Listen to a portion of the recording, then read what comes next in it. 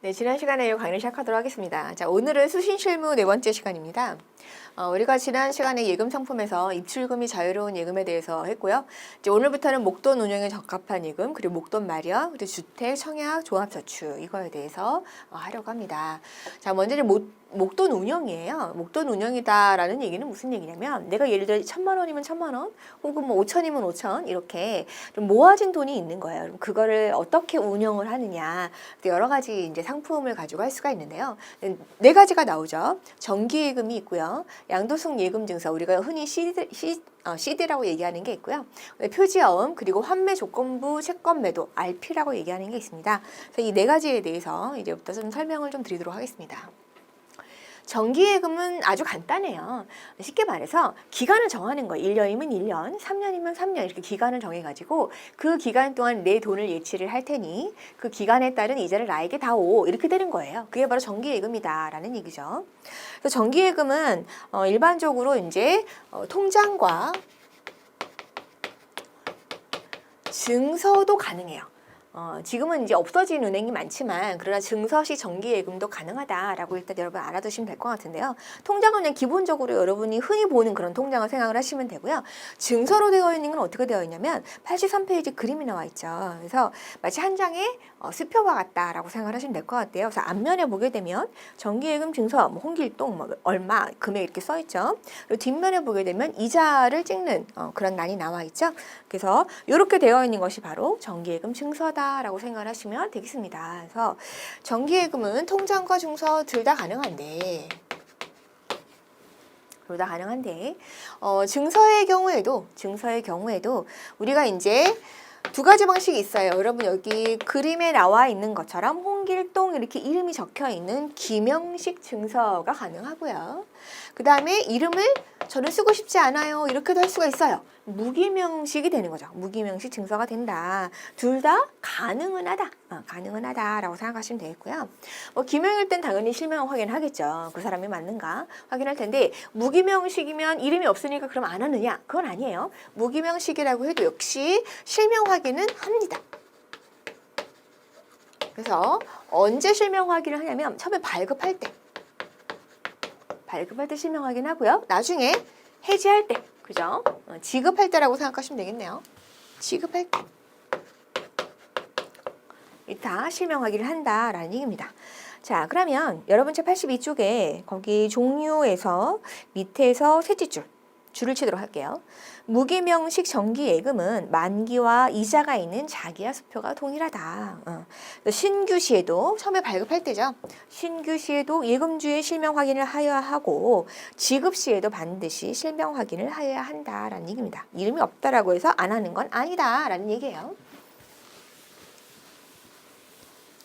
자, 그러면 정기예금은요, 일단 거래 대상자는 제한이 없습니다. 금액에 있어서는 예입금액은 제한이 없기는 한데요. 그래도 이제 각 은행마다 이제 어느 정도까지 이런 건 있겠죠. 어느 정도 이상 이런 건 좀 있을 거고.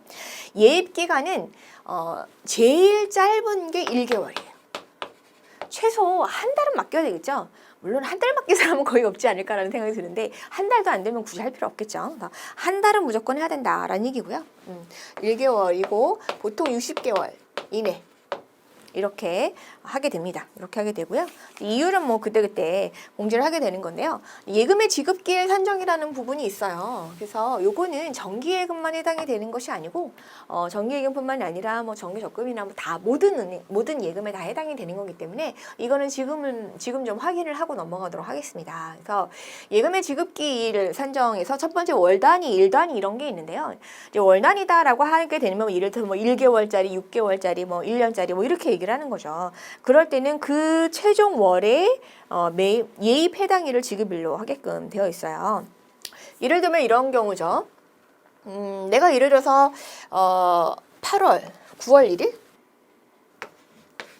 1일 날 가입을 했어요. 9월 1일 날 가입을 했는데 1년짜리로 가입을 한 거예요. 그러면 어떻게 되는 거예요? 그 다음에 8월 31일이 1일까지로 되는 거겠죠? 그래서 이때 이제 만기가 된다라고 여러분 아시면 되는데, 근데 이거 1년짜리일 경우고요. 만약에 6개월짜리 내가 가입을 했다라고 하게 되면 2월이 될 거예요. 그죠? 근데 2월은 말일이 31일이 아니잖아요. 뭐 때에 따라 다르지만 28일일 수도 있고 29일일 수도 있겠죠. 뭐 이렇게 해가지고 어쨌든 그 해당 지급월의 말을 기준으로 한다는 얘기고, 일 단위는 일 단위로 그래서 날짜 계산해가지고 하게 되는 경우고요. 문제는 뭐냐면 이렇게 딱 지급기일을 산정을 했더니 그날이 하필이면 토요일 또는 공휴일이에요. 그럴 수가 있을 거예요. 예를 들어 2월 28일이다. 근데 이 2월 28일이 하필 토요일이에요. 그럴 때는 두 가지 중에 하나를 선택을 하는 거예요. 토요일 바로 전날, 이날은 영업일이 아니니까 2월 27일 금요일 날 찾아가든지, 아니면 이게 토요일이니까 그럼 일요일이 3월 1일이 되는 거죠? 일요일은 안 되고 그럼 3월 2일이 월요일이 되네요. 이때 다음 영업일에 찾아가든지, 이렇게 둘 중에 하나 선택할 수가 있다는 얘기죠. 그런데 여기서 우리가 신경 써야 되는 부분이 뭐냐면 최단 만기 제한 예금이다 라는 부분이에요. 아까 제가 정기예금은 최소한 한 달은 무조건 해야 된다라고 했죠. 근데 하필 2월 28일이 되는 게 딱 한 달이 되는 날이에요. 그런 경우는 앞으로 당길 수 없다는 얘기예요. 직전 영업일로 당길 수 없고 무조건 언제로? 뒤로만 가야 된다라는 얘기입니다. 어쨌든 최단 만기 제한, 뭐 정기적금 같은 경우는 6개월인데요. 그럼 6개월 앞으로 당길 수는 없고 6개월은 무조건 진행해야 되는 거죠. 그때는 다음 영업일이 되는 거고, 뭐 그렇지 않은 경우는 상관없이 전 영업일이건 다음 영업일 선택을 할 수 있다는 얘기죠. 대신 전 영업일로 할 때는 뭐 하루치 일을 뺀다든가 뭐 이런 거는 계산이 됩니다. 그렇게 기억을 하시면 될 것 같아요.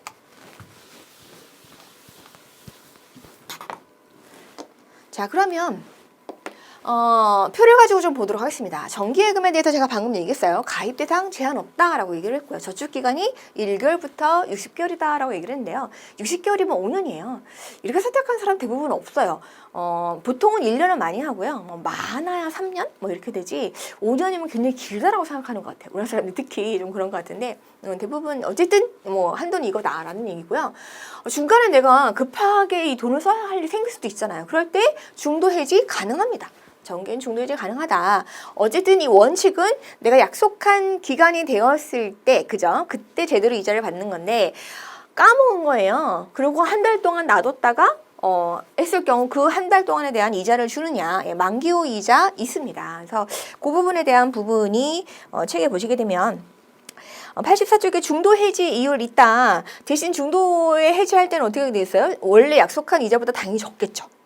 그래서 정상 이율은 아니고 낮은 이율을 적용하게 되고요. 만기 후 이율에 대한 부분, 약정 이율보다 낮은 금리를 역시 적용을 합니다. 이렇게 된다라는 얘기고요. 그래서 이렇게 가능하고 당연히 예금자 보고 되고요. 정기예금은 일반적으로 그냥 일반 정기예금이 있고요. 또 한 가지는 회전식 정기예금이라는 게 있습니다. 일종의 자동갱신 비슷하게 생각하시면 되는데요. 예를 들면 이런 거다. 1년짜리인데요. 1년짜리인데 분기별로 해가지고 4개월 나왔다고 칩시다. 이렇게 해서 여기 1년이에요. 1분기, 2분기, 3분기, 4분기 이렇게 되는 거죠. 이렇게 하게 돼서 3개월마다 한 번씩 뭐 이자를 돌리는 거죠.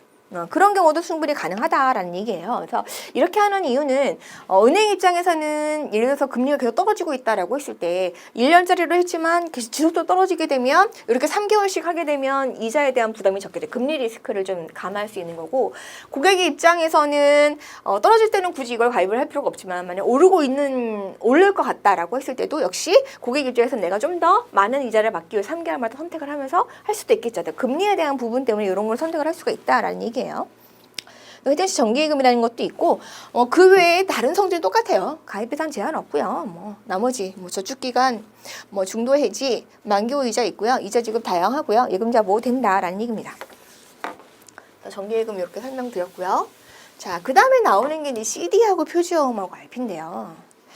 얘네들 셋은 CD가 이제 양도성 예금 증서예요. 그 다음에 RP가 환매 조건부 채권 매도고요. 그래서 CD, 표지보험, RP 이거는 서로 비교를 해서 그 차이점하고 특징에 대한 부분을 자세히 알고 있어요. 왜냐? 서로 비교하는 문제가 굉장히 많이 나와요. 그래서 비슷한 듯 하면서 좀 다르거든요. 그래서 요거에 대한 부분은 좀 잘 파악을 하고 있어야 된다라는 얘기입니다. 자, 먼저 양도성 예금 증서부터 보도록 하겠습니다. 이름이 양도성 예금 증서예요. 아, 통장이 아니라 뭐다? 증서구나. 한 장짜리죠. 양도성이다. 양도를 할 수 있다는 얘기는 결국 무슨 얘기? 매매가 가능하다는 얘기예요. 매매가 가능하다. 매매가 가능하다라는 그런 이름을 가지고 있는 그런 CD인데요. 일단 거래 대상은 제한이 없습니다. 저축기간 30일부터 2년 안에 선택을 하실 수가 있고요. 그리고 87페이지 보시게 되면요. 거기에 이제 예치금액 단위 뭐 일반적으로 그냥 1천만 원 이상으로 한다라고 하면서 증서 발행 형식이 무기명 할인식이다라고. 무기명 할인식. 자, 이 할인식에 대한 부분을 좀 설명해 드릴게요. 무기명이다라는 얘기는 양도하기 편하려고 하는 거고요. 할인식이다라는 얘기는 무슨 얘기냐? 자, 정기예금이라는 것이 예를 들어서 내가 1억을 맡긴다라고 했을 때 1억을 1년을 맡기는데 그 1년에 대한 이자가 우리 좀 계산하기 쉽게 10%라고 칩시다. 이럴 수는 없겠지만 10%라고 칩시다. 자, 그렇게 되면 1억에 10%면 얼마가 되는 거예요? 1,000만 원이에요. 이걸 이자로 받는 거거든요. 그럼 1년이 지난 후에 나는 원래 얼마를 받는 거냐면 원금과 이자를 합해서 원리금을 받는 거예요. 정기예금은. 즉 1억 1,000만 원을 받게 되는 거죠. 이게 정기예금의 성격인데 할인이다라는 얘기는 무슨 얘기냐면 이 1,000만 원을 어차피 받을 거니까 그거를 미리 빼주는 거예요. 그래서 1억에서 1,000만 원을 빼면 얼마가 됩니까? 9,000만 원이 되죠. 9,000만 원의 이 양도성 예금 증서를 사는 거예요. 사고 나서 1년이 됐을 때 이 양도성 예금 증서를 은행에 갖고 오게 되면 은행이 얼마를 주는 거예요? 1억을 주는 거예요. 이게 바로 할인식이에요. 이게 바로 이자를 미리 내가 할인해가지고 산 거죠. 네. 그런 걸 얘기를 합니다. 자, 그래서 CD의 경우는 제한 없고 가입자는 제한 없고 30일에서 2년이고요. 그러면 중도 해지가 불가다라는 얘기는 무슨 얘기냐? 중도 해지를 굳이 할 필요가 있나요? 없죠. 양도하면 돼. 이건 매매하면 돼요. 그러니까 이건 중도 해지 안 된다라는 얘기고요. 만기 후 이자는 줍니다. 늦게 왔어요. 늦게 오게 된 경우 만기 후 이자는 준다라는 얘기예요. 그래서 거기 보시게 되면 88페이지 맨 위에 4번 중도해지 만기후이자 원천징수 이런 게 나와요. 그래서 중도해지는 불가하다. 왜냐? 양도 가능하기 때문이고 만기후이자의 경우에는 만기일 당시 영업점 및 인터넷 홈페이지에 고시한 일반 정기예금 만기후 이율을 적용한다. 그러니까 정기예금의 만기후 이율과 똑같이 적용한다는 얘기예요. 이게 2016년 9월 21일 이후 신규분부터 적용된다. 그러니까 그 이전은 사실 안 줬었는데 이제는 준다라는 얘기입니다. 이렇게 된다라는 얘기고요. 이자 줘요. 이자 지급 제가 방금 설명했죠? 무기명 할인식이다라고 얘기했어요. 이건 예금자 보호가 되지 않습니다. 예금자 보호 되지 않는다. 여기 이제 양도성 예금 증서가 됩니다. 양도성 예금 증서의 발행 시 업무 처리 방법 일반적으로 1,000만 원 이상이라고 얘기를 했죠. 그래서 자책상단에 청구 처리하는 교부해야 된다. 그리고 이제 감사통화자 입회하에 교부를 하고 거래 신청서에 이런 거를 표시하고 날인하고 이런 식으로 해서 여러 가지 업무 처리 방법이 있어요. 근데 이제 재밌는 건 뭐냐면 양도성 예금 증서라고 얘기를 했는데요. 여러분 책 89페이지에 보게 되면 통장식 양도성 예금 증서라는 게 나와요. 통장으로도 발행이 가능해요. 통장으로도 발행은 가능하다.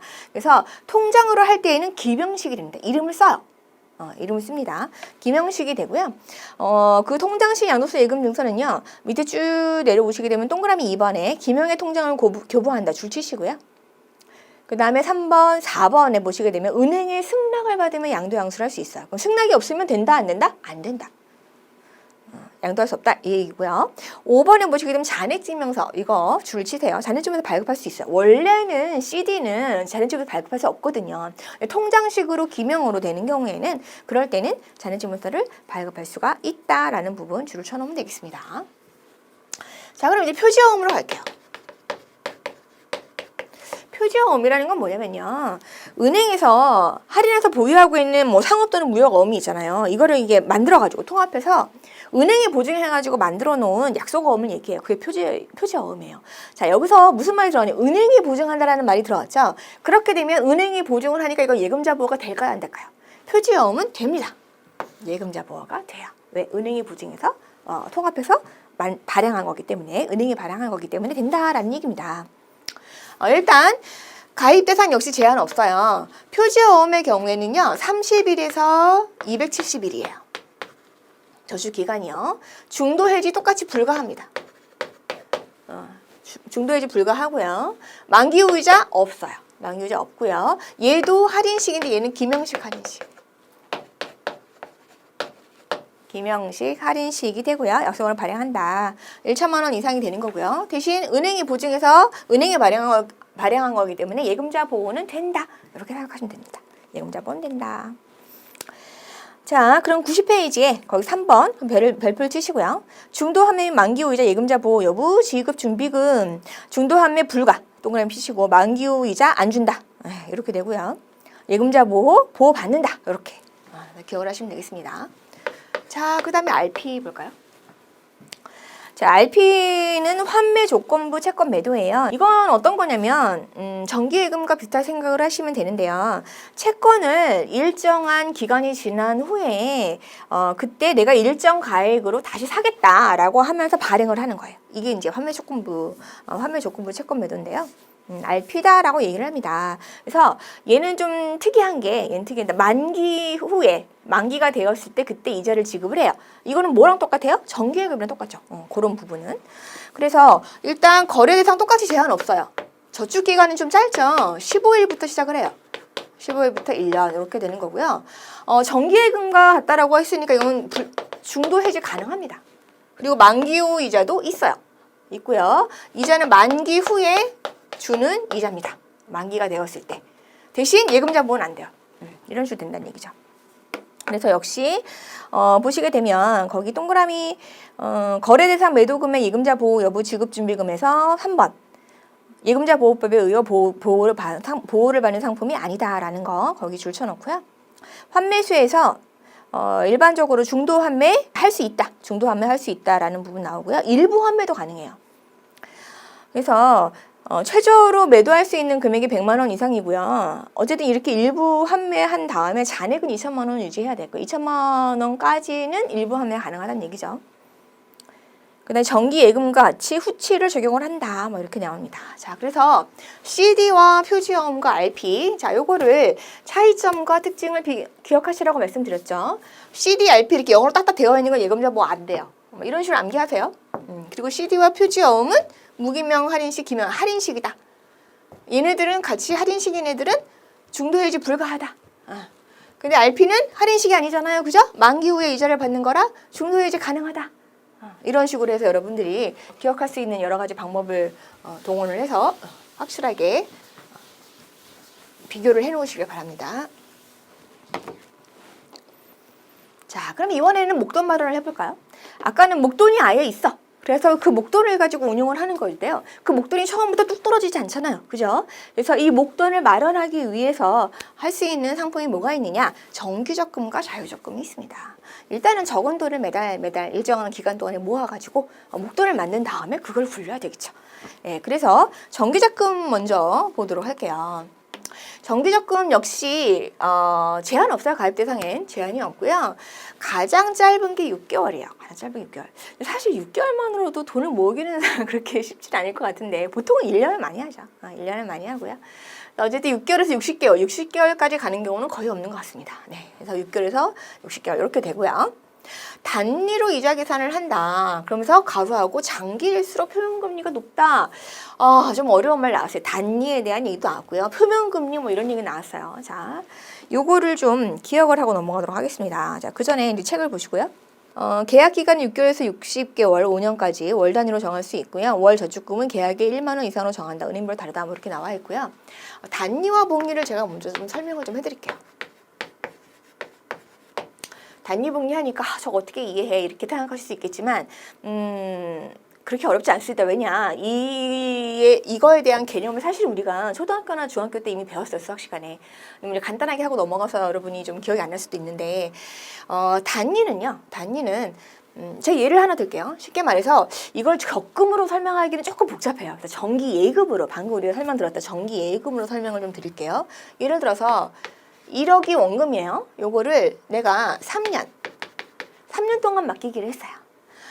이자가 예를 들어서 2%예요. 되게 조금이죠. 2%. 어쨌든 2%다 라고 하게 되면 1억에 우리 계산하기 좋게 10%로 합시다. 1억에 10%예요. 10%입니다. 자, 그럼 1억에 10%면 얼마예요? 1,000만 원이죠? 1,000만 원이에요. 그래서 이자는 단위는 어떻게 계산하냐면 간단하게 기간 곱하기 이율을 하면 돼요. 요게 이자예요. 요게 이자. 그래서 기간이 3년이잖아요. 3년. 이율이 10%인데요. 1억에 10%면 얼마인 거예요? 1,000만 원이잖아요. 계산하면 얼마가 됩니까? 3,000만 원이 되죠. 이게 3년 후에 받는 이자가 되는 거예요. 요게 단위. 간단하죠? 자, 그럼 복리는 뭐냐? 복리는 이자에 이자를 얹어주는데 어떤 식으로 얹어주는지 볼게요. 조건은 똑같다라고 보겠습니다. 1억이고요. 3년이고요. 똑같이 10%예요. 연이율 10%다라는 거죠. 그러면 얘는 1차년, 2차년 차례차례 계산을 좀 할게요. 1차년이 됐어요. 1차년에는 1억에 10%인 이자가 얼마가 됩니까? 1,000만 원. 1,000만 원이라는 이자를 받는데 아직 만기가 된 건 아니지만 그 이자를 원금에다가 얹어줘요. 그럼 얼마가 되는 거예요? 더해주니까 1억 1,000만 원이 되죠. 그래서 1차년에 이 1억 1,000만 원이 원금으로 변해요. 얘는 원금이 바뀌어요? 안 바뀌어요? 안 바뀌어요. 그냥 1억이에요. 1억인 상태로 있고 그 다음에 그냥 계산하는 건데 얘는 해마다 바뀌는 거예요. 그게 복리예요. 해마다 바뀌는 거예요. 그래서 이자를 얹어가지고 원금으로 돼요. 자, 1억 1,000만 원이 원금이 됩니다. 그러면 2차년에 똑같이 연이율 10%예요. 근데 이 이율은 원금의 10%가 되는 거잖아요. 이때 원금이 얼마였냐면 1억 1,000만 원이었었거든요. 그럼 이거의 10%면 이자가 얼마가 되는 겁니까? 1,100만 원이 되겠죠. 1,100만 원. 그래서 2차년에는 이 원금에다가 1,100만 원을 얹어줘요. 더하기를 하는 거예요. 더하기를 하면 얼마가 됩니까? 1억 2,100만 원이 되네요. 자, 그래서 요게 다시 뭐가 된다고요? 원금이 돼요. 원금이 됩니다. 자, 그럼 마지막 3차년. 3년 기간이 다 끝났을 때 이때는 어떻게 되느냐? 1억 2,100만 원에 10%가 되니까 얼마가 돼요? 여기다 곱하기 10%를 하면 결국 이자는 1,210만 원이 되네요. 이게 원금에다 더해지는 거죠. 1억 2,100만 원 더하기 1,210만 원 되니까 1억 3,310만 원이 되네요. 그래서 요 돈을 받게 되는 겁니다. 즉 내가 단위로 가입을 하게 되면 1억에 3년에 연 10% 똑같이 맞는데 받게 되는 이자가 3,000만 원이지만 내가 복리로 가입을 하게 되면 얼마를 더 받아요? 310만 원을 더 받는다라는 얘기예요. 만약에 이 기간이 길어지면 훨씬 더 많아지겠죠? 이게 바로 복리입니다. 그래서 정기 적금의 경우는 단위로 이자 계산을 하니까 보세요. 기간이 3년인 경우도 이렇게 차이가 나는데 만약에 5년 뭐 이렇게 기간이 길어지게 되면 길어질수록 훨씬 더 단위인 경우가 손해를 많이 보게 되잖아요. 그렇기 때문에 장기로 하게 되면 표면금리를 일부 높여주는 거예요. 표면 높여준다라는 얘기입니다. 그래서 거기에 대한 얘기가 어디에 나오냐면 여러분 책의 97페이지 보도록 할게요. 97페이지 보시게 되면 표면금리와 연수익률 해가지고요. 계약기간별 연수익률에서 표면금리가 3.5인 경우 1년은 3.5가 되는데 옆으로 쭉 가게 되면 5년은 3.36으로 나오죠. 7년은 3.29로 나와요. 3.29면 0.21%나 손해를 보는 거잖아요. 그죠? 그렇기 때문에 기간이 길어지게 되면 표면금리를 높여줘야 그래야 짧게 가진 사람과 비슷한 그런 이유를 가질 수 있다라는 얘기입니다. 그래서 장기일수록 표면금리가 높다라는 얘기는 그 소리가 되는 거고요. 자, 그래서 거기 93페이지 다시 앞으로 와서요. 3번 계약액의 첫 번째 줄 주시도록 할게요. 계약액은 월 저축금별로 만기까지 단위로 이자를 계산하기 때문에 계약기간이 길면 길수록 계약기간 초기에 입금한 거는 복리로 계산을 하지 않으므로 고객의 입장에서는 불리하다. 그래서 밑에 줄이죠. 금융기관에서 정기적금의 이율은 일반적으로 계약기간이 장기일수록 표면금리가 높다. 이렇게 되는 겁니다. 자, 넘기시고요. 계약의 나눔. 처음에 이제 예를 들어서 내가 100만 원짜리로 가입을 했는데 이걸 50만 원짜리 두 개로 나눌래요 라고 해서 된다는 얘기예요. 가능하다. 어쨌든 나눠가지고 원래 가입한 그 금액과 똑같기만 하면 돼요. 가능하다. 계좌 쪼개는 거 가능하다는 얘기고요. 지급을 하는 방식이 4가지가 있습니다. 3가지죠. 만기 해지가 있고요. 만기 앞당김 해지, 만기 채상이라고 얘기하고요. 중도 해지가 있어요. 중도 해지나 만기 해지는 아시죠? 들어봤을 텐데 만기 앞당김 해지, 만기 채상 이게 뭐지라고 할 텐데요. 얘는 정기 적금에만 있어요. 그래서 요것만 설명을 좀 드리도록 하겠습니다. 만기채상을. 예를 들어서 이제 1월 2일 새해가 되어서 내가 이제 돈을 좀 모아야 되겠다라는 결심을 하고 은행에 갔습니다. 가가지고 월 50만 원으로 적금을 하기로 결심을 해요. 1년짜리로 적금하는 거죠. 내가 연말에는 정말 내가 몇백만 원 손에 쥘 거야 라는 이제 희망을 가지고 간 겁니다. 그래서 1년으로 하니까 요거 만기가 언제가 되냐면 12월 31일이 만기가 되는 거예요. 12월 31일에 만기가 되는데, 자, 요렇게 해가지고 이 사람이 2월, 3월 쭉 해서 12월 1일까지 2일, 12월 2일이겠네요. 12월 2일까지 12번을 다 냈어요. 납입을 했어요. 그런데 이 사람이 갑자기 돈을 써야 할 일이 생긴 거예요. 그래서 12월 31일까지 기다릴 수가 없고 12월 15일에 내가 무조건 이게 모여진 돈이 600만 원이잖아요. 이 돈을 써야 되는데 어떡하지? 라고 해가지고 은행을 갑니다. 자, 이런 경우 어떻게 되느냐. 자, 납입은 일단 했어요. 그죠? 12번을 다 했어요. 12번을 다 했기 때문에 이건 중도 해지는 아니에요. 12번 다 냈으니까. 그렇지만 만기까지 아직 시간이 남았잖아요. 그죠? 그래서 이것도 만기 해지는 아니에요. 이런 거를 만기 앞당김 해지라고 합니다. 내가 납입할 걸 다 냈어.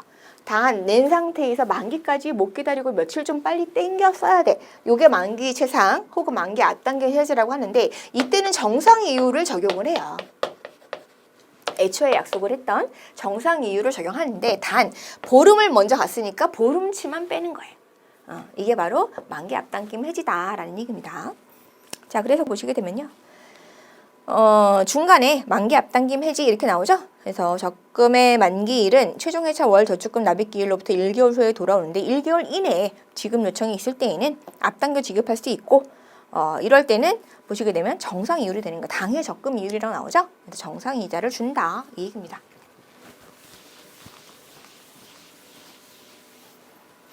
그 다음에 표본금리와 연수익률은 설명했으니까 넘어가겠습니다. 자, 그럼 이제 자유적금 보도록 하죠.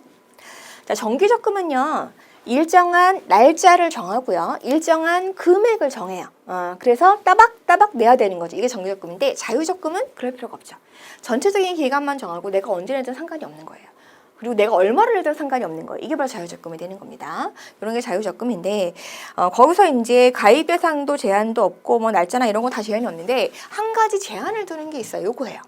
일정 기간 경과 후 입금 한도라는 게 있습니다. 자, 예를 들면 이렇게 설명을 해드릴게요. 내가 3년짜리 자유적금을 가입을 했어요. 이때는 내가 3% 이자를 약속을 받고 가입을 했는데 점점점 금리가 떨어진 거예요. 그래서 이 사람이 이제 1차년, 2차년, 3차년 드린 거잖아요. 처음에 가입했던 1년을 열심히 넣었어. 근데 이때 한 500만 원 정도 넣었어요. 근데 2년 차에는 돈이 없었어. 그리고 이제 까먹기도 하고 막 쓰기도 하고 막 이래가지고 거의 돈을 안 넣었어요.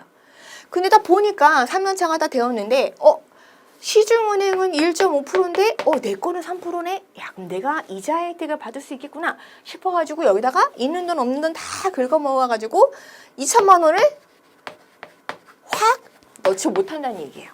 이렇게 하게 되면 은행 입장에서 어떻게 됐어요? 굉장히 금리 리스크가 크겠죠.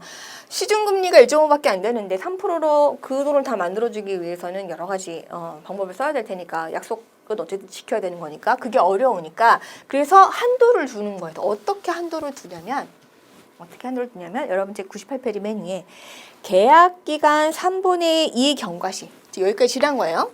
3분의 2 경과시에는 이미 낸 돈의 2분의 1, 즉 500만 원이잖아요. 지금까지 낸 돈이. 그럼 2분의 1이니까 얼마가 돼요? 이때는 250만 원만 낼 수가 있다는 얘기예요. 이런 입금 한도를 둔다라는 얘기죠. 그러면 내가 어쨌든 이 이율의 혜택을 많이 보기 위해서는 그 전에 어떻게 하라는 얘기예요? 돈을 많이 넣어놓으라는 얘기죠. 만약에 이때 내가 2천만 원 정도를 넣어놨으면 이때 얼마까지 넣을 수 있어요? 1,000만 원까지 넣을 수 있겠죠. 이렇게 해놓은 거다라는 얘기입니다. 이게 일정 기간 경과 후 입금 한다고요? 분할 해지 가능하다는 얘기입니다. 그래서 뭐 어떻게 생각하면 이렇게 생각하시면 돼요. 그냥 건별로 내가 돈을 찾을 수 있다라고 생각을 하시면 될 것 같아요. 입금 건별로. 자, 이렇게 이제 자유적금 설명드렸고요. 그러면 정기적금과 자유적금의 차이점을 좀 보도록 합시다. 자, 정기적금은 응당일에 입금하는 거 얘는 자유롭게. 그죠? 그래서 정기적금의 경우에는 연체가 있을 수 있잖아요. 이제 그런 거 지연일수 산정할 수 있고, 얘는 그런 게 없죠. 날짜가 정해진 게 아니니까. 만기 앞당김, 아까 제가 좀 전에 설명했죠. 만기채상, 이거 정기적금만 있다라고 얘기를 했어요. 만기 이연, 이거는 이제 아까 얘기한 연체가 돼서 날짜를 좀 뒤로 미뤘을 때 그때 그런 경우 있고요. 만기 경과 후에 정기적금은 제한적으로 입금이 가능하지만 자유적금은 입금 불가하고요. 계좌 분할 정기적금은 가능해요. 뭐 100만 원짜리를 50만 원, 50만 원 이렇게. 자유적금은 그런 거 없어요. 뭐 금액이 정해진 게 아니니까. 근데 건별 분할 이거 안 돼요. 그렇지만 자유적금은 가능하다. 뭐 이런 식으로 해서 여러분 차이점을 알고 계시면 되겠습니다. 자, 그럼 이렇게 목돈 마련을 했습니다. 그리고 아까 목돈 운영에 대한 거 우리 배웠었죠. 또 독특한 저축이 하나 있어요. 주택청약 종합저축이라는 게 있어요. 자, 이건 어떤 걸 얘기를 하느냐.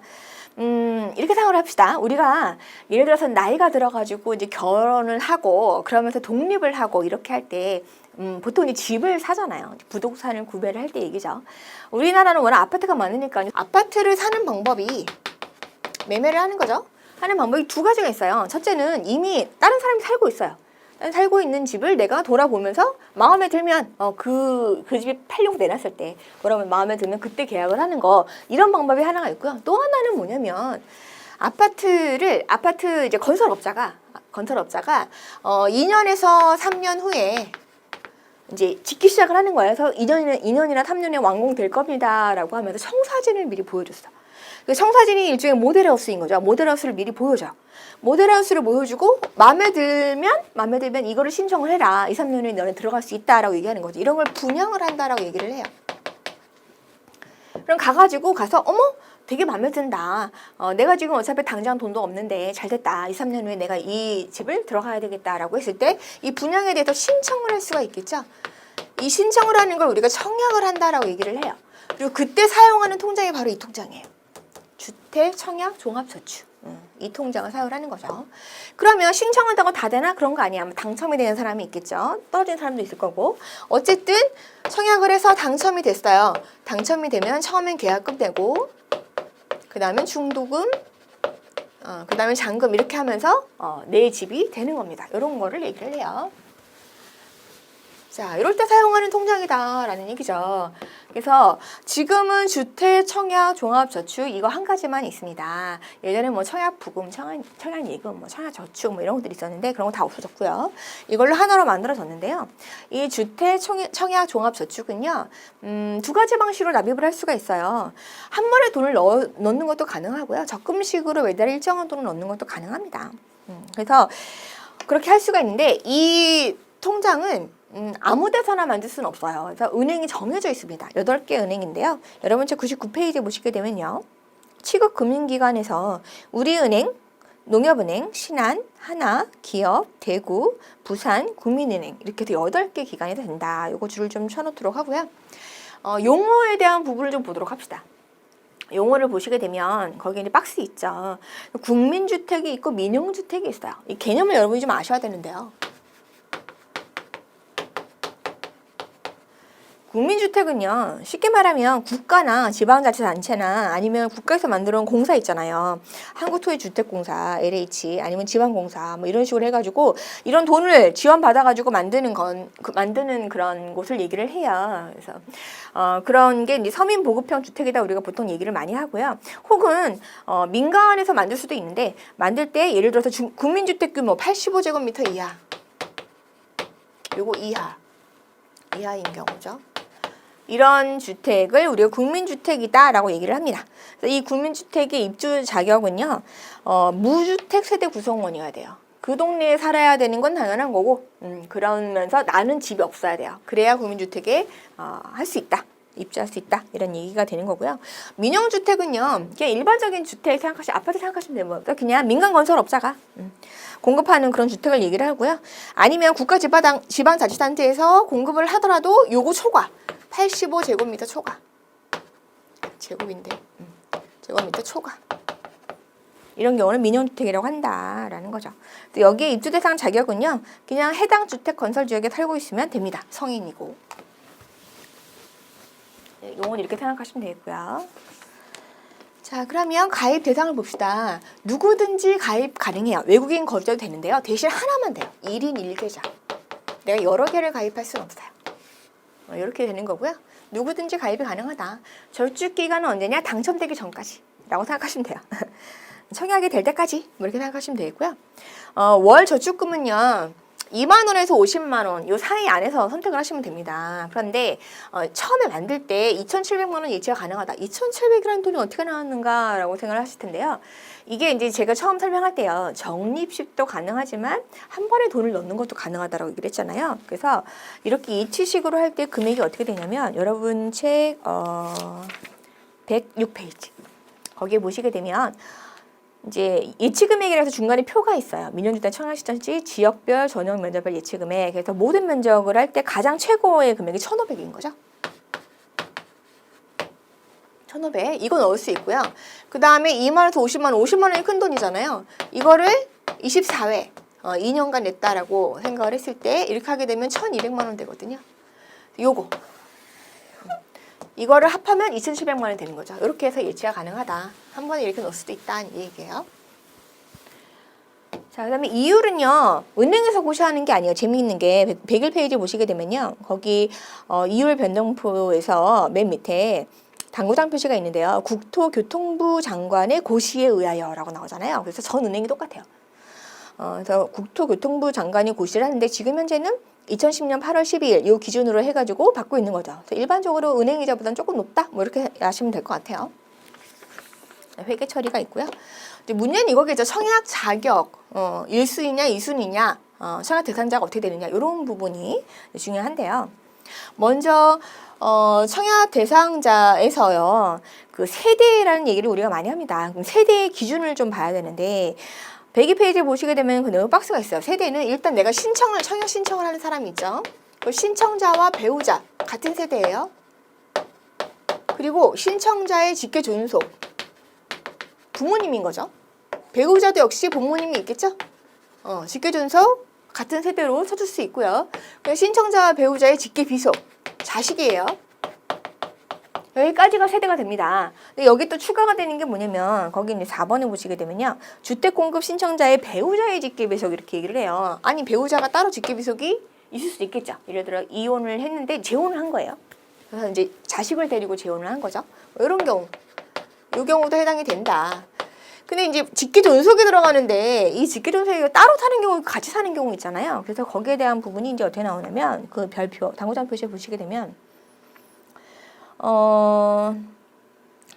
그 두 번째 당구장 표시에 배우자 분리 세대인 경우 배우자 및 배우자와 동일한 세대를 이루고 있는 직계 존속 및 직계 미속을 포함한다. 그래서 직계 존속의 경우에는요, 그 주민등록부상에 같이 있는 사람들 그 경우에만 인정이 돼요. 그러면서 문제가 되는 게 뭐냐면 부모님은 집이 있어, 자식들은 없을 수 있잖아요. 부모님 집에 얹혀 있는 경우 있을 수 있겠죠. 그럴 때 어떻게 되느냐 해서 맨 마지막에 보시게 되면요, 만 60세 이상의 직계 존속이 주택 또는 분양권을 소유하고 있는 경우는 주택을 소유하지 않은 것으로 본다. 자식한테 기회를 주는 거죠. 그런 식으로 된다. 그래서 세대는 그렇게 생각을 하시면 됩니다. 이렇게 생각하면 된다. 자, 그러면 국민주택을 청약하는 경우를 보도록 합시다. 자, 1순위가 돼야 될 거예요. 1순위 조건에 보시게 되면요. 이게 이제 어디에 청약을 하냐에 따라 달라요. 그래서 청약 그 투기과열지구나 청약과열지구라는 게 있는데요. 먼저 국민주택을 청약하는 경우에요. 1순위에 해당되기 위해서는 투기과열지구나 청약과열지구에 청약을 넣기 위해서는 두 가지를 봅니다. 그래서 일단 기간에 대한 부분도 보고요. 납입 횟수에 대한 부분도 봐요. 그래서 먼저 기간에 대한 부분 볼게요. 기간에 대할 때 청약을 가입한 지 2년이 넘어야 돼요. 2년 이상. 근데 위축 지역이라는 게 있어요. 이건 뭐냐면 다른 사람들이 잘 안 가려고 하는 곳이에요. 거기는 1개월만 지나면 돼요. 잘 아무나 하라는 얘기죠. 결국은. 위축 있고요. 요거 두 가지를 다 빼요. 투기나 청약과열지구도 아니고 위축지역도 아니에요. 그 일반적인 지역이겠죠. 그럴 때 이게 수도권이냐 혹은 수도권이 아니냐에 따라 달라지게 되는데요. 수도권인 경우는 수도권 이외에 그래서 수도권인 경우는 1년 이상, 수도권 이외에는 6개월 이상 이렇게 됩니다. 자, 제가 기간뿐만이 아니라 납입 횟수로도 볼 수 있다라고 얘기를 했잖아요. 납입 횟수는 똑같이 생각하면 돼요. 2년이면 24회죠. 24회 이상, 여기는 1회, 이거는 12회, 이건 6회 이런 식으로 되는 거죠. 이렇게 된다라는 얘기고요. 투기과열지구나 청약과열지역, 이주지역 이런 건 어떻게 되느냐. 그럼 그때그때 공고문이 나오는데요. 그 공고문을 참고를 하시는 게 맞습니다. 이건 이제 항상 바뀌게 되니까 뭐 굳이 다 정해져 있는 건 아니고요. 그래서 보통 우리가 청약을 할 때 공고문에 쫙 설명이 나와요. 그걸 보시고 여러분이 참고를 하시면 된다라고 알아두시면 될 것 같고요. 기본적인 건 이런 거고, 만약에 뭐 시도지사 같은 경우 좀 늘릴 수는 있어요. 뭐 그거는 가능하다. 뭐 이렇게만 알아두시면 될 것 같고요. 그래서 1순위의 경우는 이렇다. 자, 민영주택의 경우도 똑같습니다. 민영주택의 경우도 1순위에 해당되려면 아까 제가 얘기한 대로 이제 그런 조건을 가져야 되는 건데요. 자, 여기서 104페이지에 보시게 되면요. 거기 밑에 동그라미 4번을 볼게요. 납입 횟수에서 기본적인 건 제가 설명을 했고요. 월 납입금이 10만 원 초과 입금 시에는 그냥 10만 원 납부로 인정한다라는 부분 좀 줄을 쳐놓고요. 5번 보시게 되면요. 예를 들어서 내가 어느 날 납입을 하기로 했는데 이게 넘어가는 거예요. 그래서 늦게 내게 되면 그러면 순위 발생도 그만큼 늦어져 원하는 주택에 청약을 못하거나 우선순위에 밀릴 수 있다라는 거고요. 그게 싫어가지고 한 번에 다 냈어요. 아까 얘기했었죠. 왜 선납으로 왜 24회 쫙 낼 수 있잖아요. 그렇게 한다고 해서 그 수간이 되는 것이 아니라 선납으로 입금한 경우에는 해당 월에 약정 납입일이 도래해야 돼요. 그래야지만 해당 금액이 인정이 되고요. 만약에 엄마가 내줬어요. 그럴 수도 있겠죠. 성년이 되기 전에 엄마가 내줬어요. 그러면 성년에 이르기에 납입한 회차는 24회를 초과한다라고 해도 24회만 인정을 해준다라는 얘기입니다. 근데 1순위 안에서 이제 경쟁이 될 수 있잖아요. 대부분 1순위인 사람들이 많이 신청을 해요. 그래야지만 당첨될 수 있다고 생각을 하거든요. 그럼 1순위 이내에서 경쟁이 될 때, 그럴 때 공급 순차가 있어요. 이 공급 순차는 면적에 따라서 좀 다른데요. 만약에 40제곱미터 초과인 경우와 40제곱미터 이하인 경우, 이 두 개 나눕니다. 그래서 40제곱미터 초과인 경우는 저축 총액을 봐요. 저축 총액을 보고요. 이거는 납입 횟수를 봐요. 납입 횟수를 봅니다. 자, 그래서 이 같은 순차 내에서 1순차와 2순차가 있는데요. 1순차는 일단 3년이라는 기간이 들어가야 돼요. 3년이라는 기간 동안 무주택 세대 구성원이어야 돼요. 그러면서 저축총액이 제일 많은 사람, 이 사람이 이제 1순차가 되는 거예요. 40제곱미터 이하도 마찬가지예요. 3년이라는 기간이 들어가고요. 3년 이상의 기간 동안 무주택 세대 구성원이면서 납입 횟수가 많은 사람. 그 다음에 2순차는 그냥 저축총액이 많은 사람, 납입 횟수가 많은 사람. 그리고 나머지 만약에 똑같아. 그러면 그냥 그때 추첨으로 이렇게 되는 거죠. 이렇게 된다라는 얘기고요. 109페이지에 보시게 되면요. 2순위 조건이 있어요. 그래서 국민주택 청약 1순위 제한자가 있는데 이 사람은 청약통장이 1순위에 해당해도 2순위로 청약해야 되는 경우가 있어요. 세대주가 아닌 사람, 그리고 과거 5년 이내에 다른 주택에 당첨된 자가 속해 있는 무주택 세대 구성원, 이런 경우는 안 된다라는 얘기고요. 민영주택은요, 무주택 세대주일 필요는 없습니다. 아까 얘기했었죠? 그래서 그냥 성인이면 돼요. 나머지 조건 다 똑같아요. 조건 다 똑같고, 대신 이제 2순위 조건에서 보시게 되면 1순위 제한자에서 투기과열지구 또는 청약과열지역 내 민영주택 청약하는 경우는 세대주가 아닌 자, 과거 5년 이내에 다른 주택에 당첨된 세대에 속한 자, 2주택 이상 소유한 세대에 속한 자는 1순위가 안 되고요. 그 다음에 2번에 보시게 되면 주거 전용 85제곱미터를 초과 공공건설 임대주택 또는 수도권에 지정된 공공주택 지구의 주택을 청약하는 경우는 2주택 이상 소유한 세대에 속한 자는 안 된다라는 얘기입니다. 이렇게 되고요. 자, 그러면 이제 청약주택 규모, 면적이죠. 이걸 선택을 하거나 변경하는 경우는 어떻게 되느냐라는 얘기인데요. 최초에 선택을 하긴 하는데요. 중간에 변경할 수 있어요. 이건 좀 자유롭습니다. 크게 문제되지 않는다라는 얘기예요. 자유롭게 청약 신청일까지 변경이 가능합니다. 그러고요. 명의 변경이 있는데요. 명의 변경은 원칙적으로는 안 돼요. 원칙은 안 되는데 사망한 경우, 상속인에 의한 경우는 돼요. 그래서 사망을 했으면 그 상속인 명의로 명의 변경이 가능, 조건이 맞으면 명의 변경이 가능하다라는 얘기고요. 압류 변경, 압류. 그 다음에 담보대출, 그러니까 담보대출도요. 본인 담보대출은 돼요. 타인은 안 돼요. 본인 담보대출은 가능하다. 타행 대출 및 제3자를 위한 질권 설정 불가하고 계좌 분할 해지 양도양수 불가하다. 그리고 얘는 예금자 보호 대상이 아니에요. 그러면 이런 그럼 불안한 거 아니에요? 라고 생각할 수 있는데요. 이건 예금자보호법 대상은 아니지만 국가가 보증을 해요. 그러니까 훨씬 더 안전한 거죠. 훨씬 더 안전해요. 국가가 지급을 보증하기 때문에요. 전혀 문제가 되지 않습니다. 그래서 예금자 보호는 아니나 국가가 지급 보증을 하기 때문에 훨씬 더 안전하다라고 생각을 하시면 될 것 같아요. 네, 그래서 여기까지. 그래서 오늘 목돈을 운영을 할 때 어떤 예금이 있는지 서로 비교해서 알아봐라 라는 얘기 했었고요. 그 다음에 목돈을 마련하기 위한 정기적금이나 이런 부분 설명드렸고요. 독특하게 주택 청약 종합저축에 대한 부분을 설명을 드렸습니다. 네, 오늘 강의 여기까지입니다. 수고하셨습니다.